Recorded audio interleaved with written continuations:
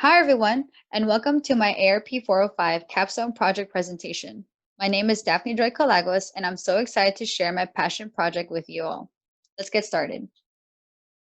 Today, I'll be sharing a little bit about myself, my goal, the details of my project, the impact it had, my inspiration in supporting research, the breakdowns and breakthroughs, and lastly, my final thoughts and reflections.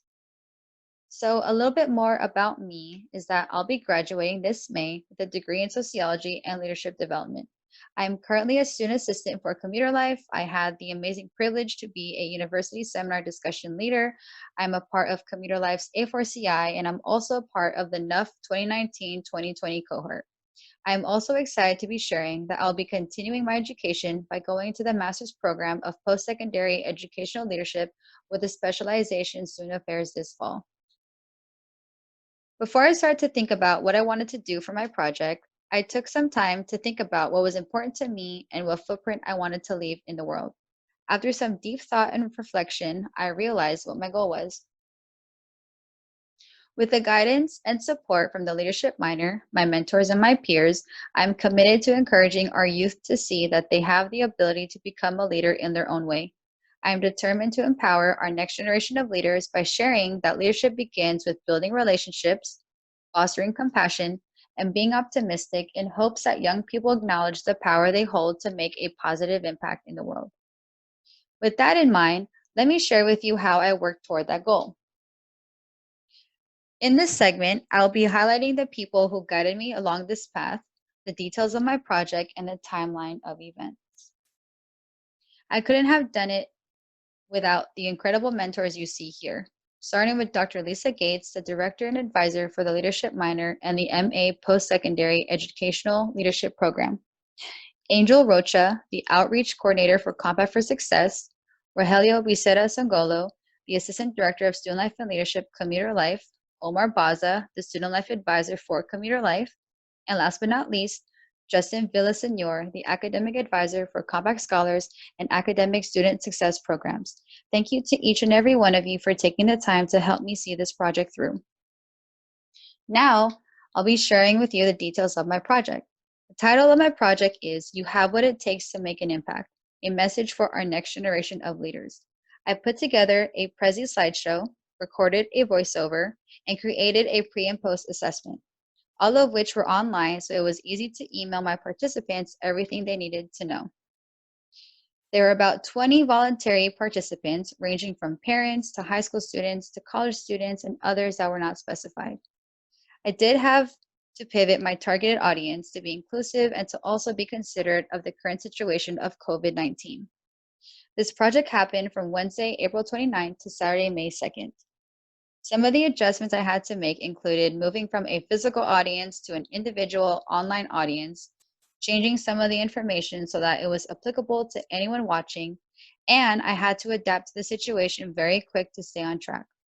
So now what I'd like to do is share with you more details of the delivery portion of my project.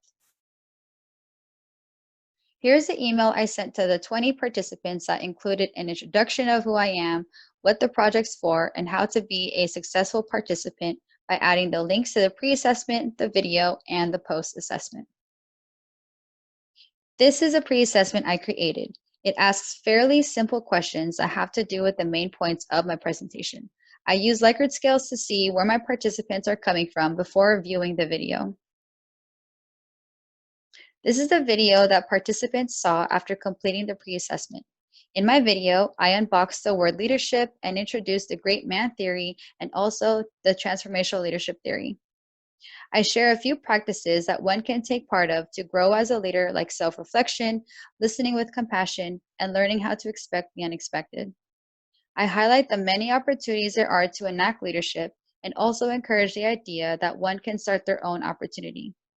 I wrap up with a few key takeaways, sharing my goal with the viewer and ending it by saying thank you. I won't play the video in this presentation, but the link is there if you are interested in watching it. After participants watched the video, they completed a post-assessment which had the same questions as the pre-assessment. This was intentional because I wanted to see if there were any changes of answers from before watching the video to after watching the video. We will go over the results of my assessments later on. This is my timeline of events that started in late January to early May. I broke down my steps to ready, set, go, where ready was the planning stage, set was putting things into motion, and go was the execution component. The big elephant in the room was the impact of COVID-19 on all of our projects. You can see around mid-March, it took about a week to figure out what I had to do to stay on track and adapt. During that week, I was able to get a plan in place and carry out what I needed to do. Everything is complete, and I'm taking this presentation as a form of a reflection. So now that we've covered all the details of my project, I want to share the impact it had on my participants and on myself by sharing with you the assessment results and the feedback I received. The demographics of my responses were varied, with 1 transfer student, 1 first-year student, 2 second-year students, 3 third-year students, 6 fourth-year students, and 8 participants that are not specified. Here are the results of the pre-assessment. In summary, we can see that before watching the video, most participants were aware of what leadership was. Most participants were not aware of the great man theory. There was a range of participants who were not aware of transformational leadership and those who knew about it prior to watching my video. Although most participants were aware of the different ways to grow as a leader, there were 7 that felt neutral and 3 who were not aware at all. Although most participants were aware of the different opportunities there are to be a leader, 3 felt neutral and 3 were not aware of these opportunities. Lastly, while most participants felt empowered to be a leader, there were 7 participants who did not feel empowered to be a leader and 3 who felt neutral. However, after participants watched my video, I was happy to see the results of the post-assessment. Here we can see the drastic change of answers. We can see that after watching my video, most participants were aware of what leadership was. Most participants were aware of the great man theory and why it's a problem. Most participants knew about transformational leadership. Most participants knew about the different ways to grow as a leader. Most participants knew about all the different opportunities to be a leader. And lastly, most participants felt empowered after watching my video, with 2 participants who felt neutral. I didn't know what to expect, but I'm very pleased by the outcome. As my project reached its end, I did receive feedback from some of the participants. One of the participants shared that after watching my video, he now feels inspired to be the best leader he can be. Another participant wrote that she hopes to one day become a leader of her own and create a space where we can all grow together. I am very appreciative of this feedback I received, and it reminds me why I am passionate about this topic. Now that I have shared with you my project, let me show you what inspired me in the first place, as well as some supporting researchers in this process. I was helping my brother clean his desk when I came across this booklet that you see. It was filled with all sorts of compliments and encouraging comments from my brother's peers. One comment in particular stood out to me. It reads, "Dear Rico, congratulations for being Star of the Week. I need your help to practice during basketball games. Last year on our Christmas performance, you were optimistic, helping me not to be nervous. Your friend, Carlo." When I read that comment, I was amazed by how impactful that little gesture my brother shared with his classmate was, that his classmate remembered and wanted to thank him a month later. It was a true life example of the power we have to make those positive impacts, and a realization that leadership is in all of us. This idea of how powerful we are and how simple it is to make a change is evident and throughout the ongoing conversation of leadership. Drew Dudley points out that leadership has been about changing the world, and that instead we should shift the focus from the world to ourselves, because we have the power to impact one another. That one change of understanding is enough to change the whole thing. His TED Talk is important to my project because it continues to support this idea that leadership is powerful within our everyday interactions with one another. Shepard Zeldin says that we encourage young leaders, it forms and strengthens the relationship between them and their communities.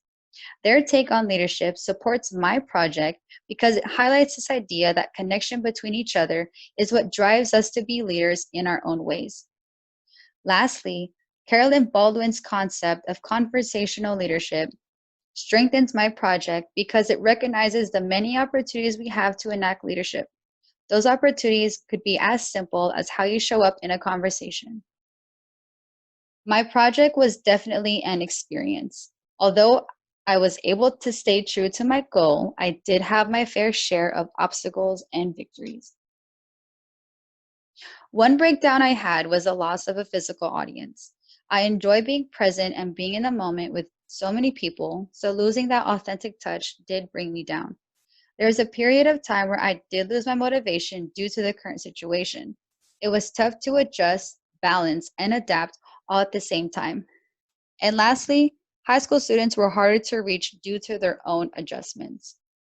However, although I did have my breakdowns, I had just as big of breakthroughs. Now that I had to pivot and move to using an online platform, I realized that my work would live on forever. I also took a few moments to reflect on my purpose and the generations that will come after, and that boosted my motivation back.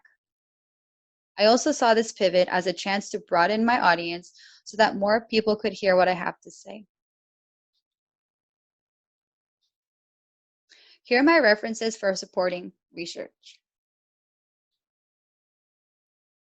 I want to wrap up my presentation with some final thoughts and reflections. The impact of COVID-19 situation definitely tested my resilience and grit. It also made me constantly reflect on my why. This project started off as a class requirement that ultimately ended with me strengthening my values, and it reminded me about how simple leadership can be. ARP 405 has been an incredible experience, and I'm sad it's coming to an end. The leadership minor is like a journey that you didn't realize you were on until you turn back and see how much you've grown. It's a heartwarming feeling, and I recommend this minor to anyone. Finally, I want to say thank you. Thank you to everyone who was a part of my undergrad experience, to everyone who I made memories with, and to everyone who continues to cheer me on. You all have such a special place in my heart. Thank you for watching my presentation, and I wish the best on all of your future endeavors.